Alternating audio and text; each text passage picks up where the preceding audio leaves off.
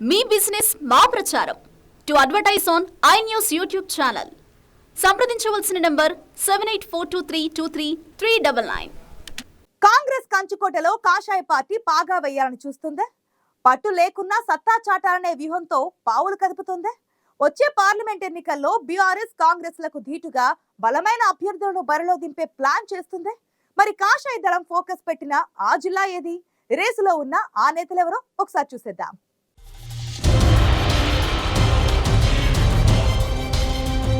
Parliament ఎన్నికల సమయం ముంచుకొస్తోంది. ఇప్పటికే కేంద్రంలో అధికారంలో ఉన్న బీజేపీ ఎన్నికలకు కాషాయ సైన్యాన్ని సిద్ధం చేస్తోంది. అయోధ్య రామమందిర విగ్రహ ప్రాణప్రతిష్ఠ తర్వాత మరింత జోష్లో ఉంది కాషాయ దళం. రామమందిరం ఇష్యూతో ప్రజలు తమకు పాజిటివ్గా ఉన్నారనే భావనతో ఉంది బీజేపీ. ఎన్డీఏ కూటమితో సంబంధం లేకుండానే 300కు పైగా సీట్లు గెలుస్తామనే అంచనాతో ఉన్నారు కమలం పార్టీ నేతలు. ముచ్చటగా మూడోసారి అధికారంలోకి వచ్చేది మేమేనని ఢంకా బజాయించి మరీ చెబుతున్నారు. ఇక తెలంగాణలో కాస్త వీక్గా ఉన్న పార్టీకి స్పెషల్ ట్రీట్మెంట్ మొదలుపెట్టారట అధిష్టాన పెద్దలు. గత అనుభవాలను దృష్టిలో పెట్టుకుని ఈసారి అభ్యర్థుల ఎంపికలో ఆచితూచి వ్యవహరించాలనుకుంటోంది పార్టీ నాయకత్వం.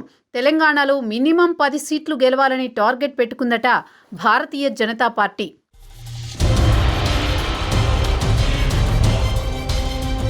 సిట్టింగ్ సీట్లే కాదు, కాంగ్రెస్ కంచుకోటలో కూడా పాగా వేయాలని చూస్తోందట కమలం పార్టీ. దానికోసం సర్వశక్తులు ఒడ్డాలని ప్లాన్ చేస్తోందట. కాంగ్రెస్ పార్టీకి గట్టి పట్టున్న ఉమ్మడి నల్గొండ జిల్లాలో ఇప్పటి నుంచి బీజేపీ గ్రౌండ్ వర్క్ రెడీ చేసుకుంటోందని టాక్ వినబడుతోంది. బీజేపీ నుంచి టికెట్ ఆశించే ఆశావహులు కూడా జాతీయ స్థాయిలో పైరవీలతో పాటు రేసులో నేనున్నా అంటూ హింట్ ఇచ్చే ప్రయత్నాలు షురూ చేశారట. ప్రస్తుతం భువనగిరి టికెట్ రేసులో ఉన్నారు మాజీ ఎంపీ డాక్టర్ బూర నర్సయ్య గౌడ్. ఈయన బీఆర్ఎస్ నుంచి బీజేపీలోకి వచ్చినప్పుడే high command Bhuvanagiri Lok Sabha ticket offer చేసిందట. దాంతో టికెట్ తనదేనన్న ధీమాతో ఉన్నారాయన. ఇక నల్గొండ పార్లమెంటు సీటు కోసం ముగ్గురు నేతలు తీవ్రంగా ప్రయత్నాలు చేస్తున్నారని సమాచారం.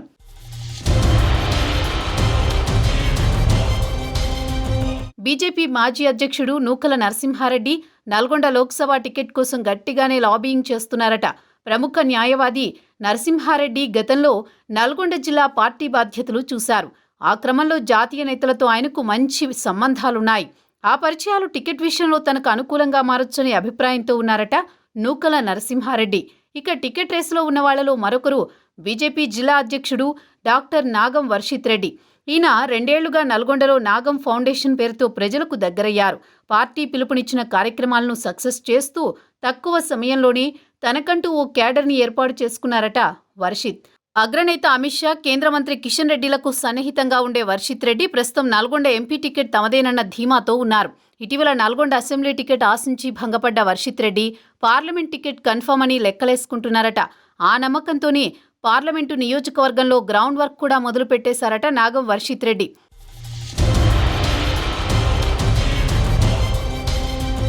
నల్గొండ పార్లమెంట్ టికెట్ బీసీలకు కేటాయిస్తే గనుక ఆ రేసులో ముందు వరుసలో ఉన్నారు పెరిక సురేష్.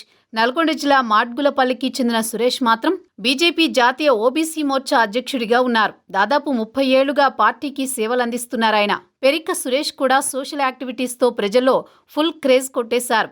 అధినాయకత్వం దృష్టిలో కూడా పడ్డారు. ప్రస్తుతం బీసీ ఈక్వేషన్ని క్యాష్ చేసుకుని కాస్త గట్టిగానే పైరవీ చేస్తున్నారట పెరిక. మొన్నటి అసెంబ్లీ ఎన్నికల్లో బీసీ నేతను పార్టీ ముఖ్యమంత్రిగా ప్రకటించడం వంటి హామీని సురేష్ సీరియస్గా తీసుకున్నారట. జనరల్ స్థానంలో బీసీకి అవకాశం ఇవ్వాలని జాతీయ నేతలను రిక్వెస్ట్ చేస్తున్నారట. సురేష్ ప్రతిపాదనకు బీజేపీ పెద్దలు సానుకూలంగా ఉన్నారని సమాచారం.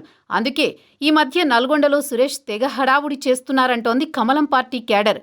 ఎక్కువగా ఢిల్లీ, హైదరాబాద్ పాలిటిక్స్లో యాక్టివ్గా ఉండే పెరిక సురేష్ నల్గొండ జిల్లా వ్యాప్తంగా వాల్ పోస్టర్లతో హడావుడి చేస్తున్నారట.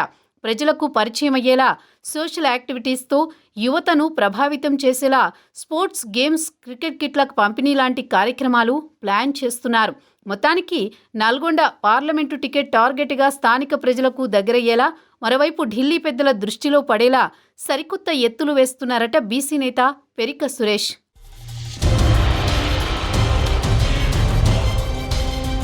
అసెంబ్లీ ఎన్నికల్లో జిల్లాలో ఒకటి తప్ప అన్ని సీట్లు గెలిచింది కాంగ్రెస్ పార్టీ. హస్తం పార్టీకి కంచుకోట లాంటి నల్గొండలో కాషాయ జెండా ఎగరవేయాలన్న టార్గెట్ పెట్టుకుంది కమలం పార్టీ.